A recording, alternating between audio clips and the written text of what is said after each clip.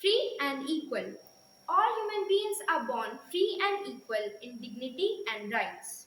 They are endowed with reasons and should act towards one another in a spirit of brotherhood.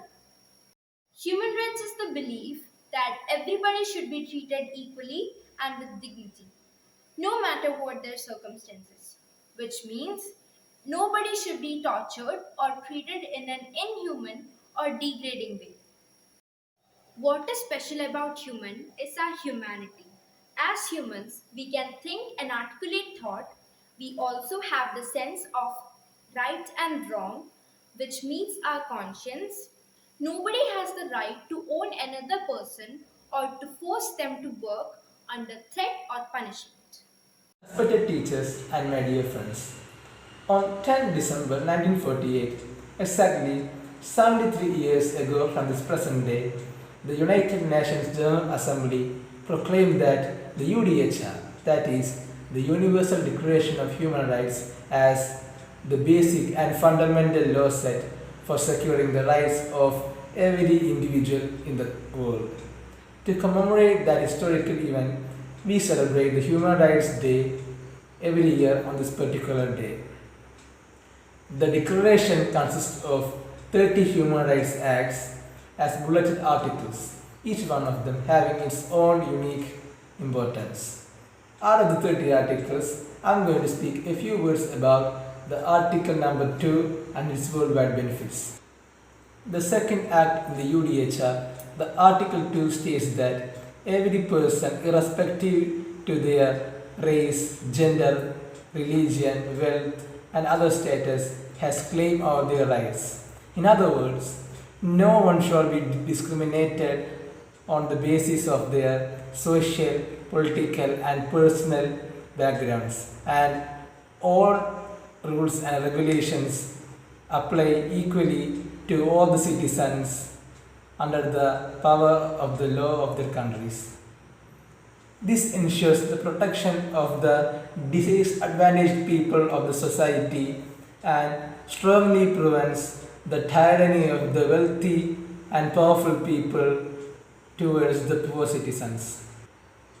The two main advantages of this law are it safeguards the rights of women as the law prohibits the downgrading of women as secondary category compared to men.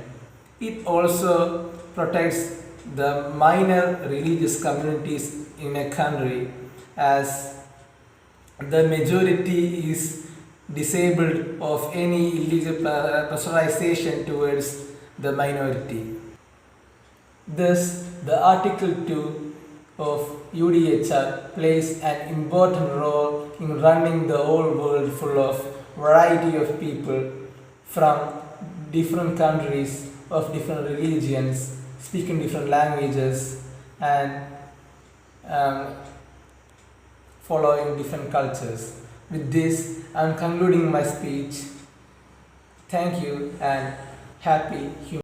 Hari Om, my name is Malavika Manoj and from class 9. Today I am here before you to speak a few words about freedom from torture. Right to freedom from torture is enriched in many human rights instruments and protect all individuals from being intentionally subjected to severe physical or psychological distress by or with the approval or consent of government agents acting on a specific purpose, including to inflict punishment.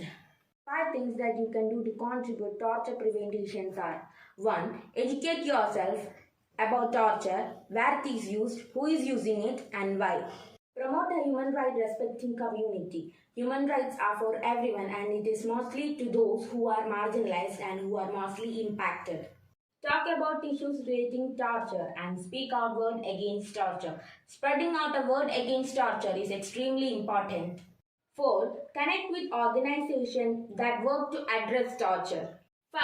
Organize or request a guest speaker to speak about issues relating torture at your local community group, educational institution, and workplace. Finally, be courageous.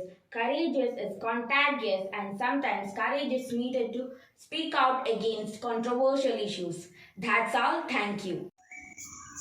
Hari Om, respected principal, teachers, and my dear friends. I'm Teja Manoj of NANS B. I'm here to speak about the Universal Declaration of Human Rights, Article number 4, Freedom from Slavery. Knowledge makes a man unfit to be a slave was a powerful quote by the abolitionist and reformer Frederick Douglass. So now I have a question for you. What do you mean by the term right to freedom from slavery and forced labor? Right to freedom from slavery and forced labor requires that a person be free from work or services which is compelled under the threat of penalty. I would like to conclude this through the epic words of the legend Abraham Lincoln.